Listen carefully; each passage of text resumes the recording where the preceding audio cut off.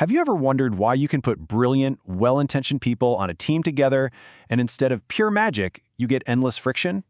Welcome to this BYOFAQ explainer, where today we are going to be completely decoding workplace friction using the DISC behavioral framework. I mean, seriously, why do great teams still clash? We've all felt this, right? That universal pain point of workplace tension. Just think about your own office for a second. You might have a manager who literally takes forever to make a decision because they're analyzing every single variable. And then, right across the hall, you've got a colleague who just steamrolls right through every meeting, making decisions on the fly. It drives you crazy. But what if neither of them is actually doing anything wrong? So here's our roadmap for this explainer. We're going to decode workplace friction, break down the DISC framework, and debunk some common myths. Then we'll do a really tactical deep dive into the high S profile, look at exactly how to communicate with them, and wrap up by shifting from judgment to observation. Let's dive right in. Section 1. Decoding workplace friction. The very first thing we have to understand here is that every single workplace has an invisible culture, and it's entirely shaped by behavior. When things are calm, we can easily adapt. But pressure is what actually reveals our default operating systems. And this brilliantly illustrates what happens when we misunderstand those operating systems.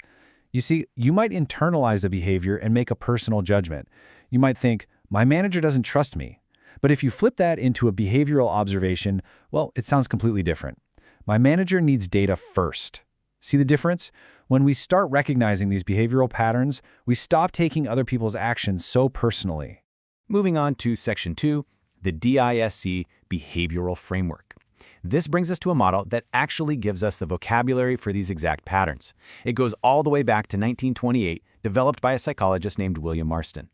Now, the absolutely crucial point here is that this model does not measure intelligence, it doesn't measure competence, and it certainly doesn't measure your moral character. It explicitly looks at your natural tendencies when you're under pressure.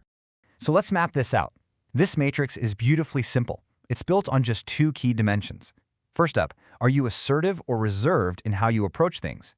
And second, is your primary focus on the task or on people?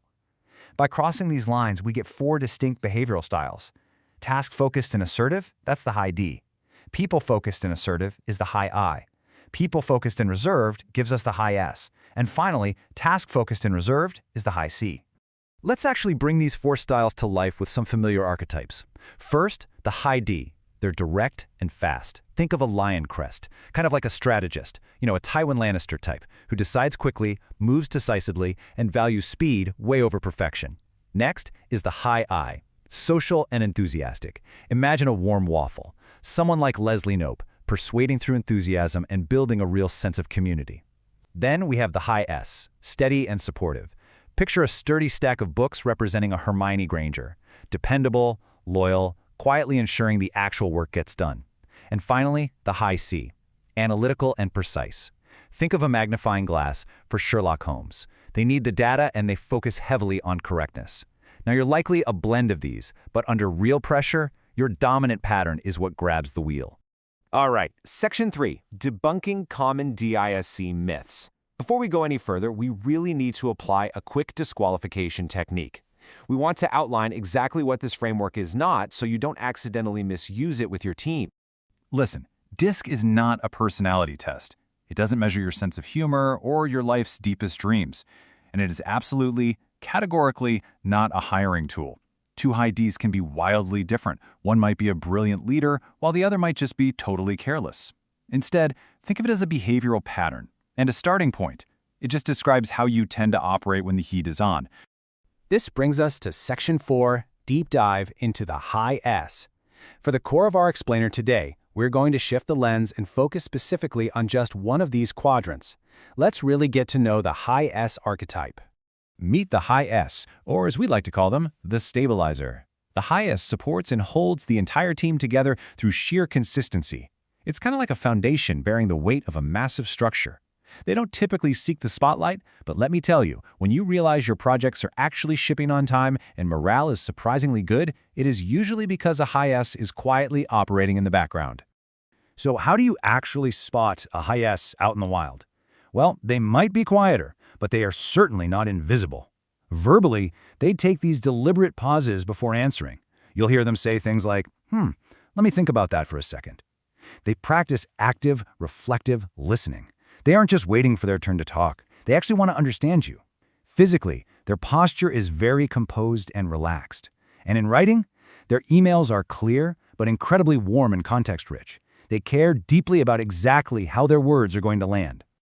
But what happens to the stabilizer when the stakes get high? Well, under pressure, the internal mechanisms of a high S trigger a very different response. They quietly withdraw. Because they are terrified of destabilizing the team, they'll actually suppress their own needs. They'll skip lunch or work through the weekend just to keep the ship steady. And crucially, they avoid direct conflict. To a high S, the emotional cost of a confrontation just feels far too high, and that leads them to overfunction just to maintain harmony. Section 5, Communicating with a High S. Let's see how all this builds into some highly actionable advice. If you are working alongside, managing, or even reporting to a high S teammate, you really need a specific playbook.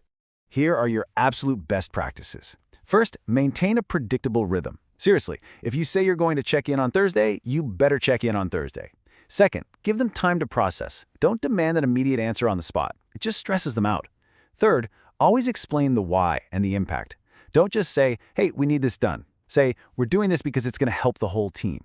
Fourth, do not surprise them with sudden change. Just don't do it. And finally, always acknowledge the relationship first. Ask them how their family is doing before you just jump straight into the project timeline. Now, what about when you have to give them feedback? Walk through these precise chronological steps so you actually empower a high S rather than absolutely mortifying them. Step 1, be gentle but honest. Keep your tone warm. Step 2, keep it specific to the behavior, not their character. Step 3, this is huge, keep it private. A public critique will shut a high S down completely. And Step 4, make it growth-focused. Connect the feedback to how it'll help them achieve the team stability they already care so much about. And this brings us to the climax of our deep dive. A high S makes a team trustworthy. That is literally their absolute superpower. In moments of total chaos, when everything feels like it's spinning out of control, a high S's steadiness is profoundly grounding. They follow through. They think about dependencies. They make the entire team coherent, grounded, and safe. You absolutely need them on your side. Okay, Section 6, From Judgment to Observation. Let's zoom back out for a second to the macro view of the entire DISC framework. Now that we understand the deep mechanics of just one style, what's the real value of this tool across all 4 quadrants? The ultimate goal of DISC is to shift from trying to be right to being curious. The purpose isn't to just walk around slapping a lazy label on your coworkers.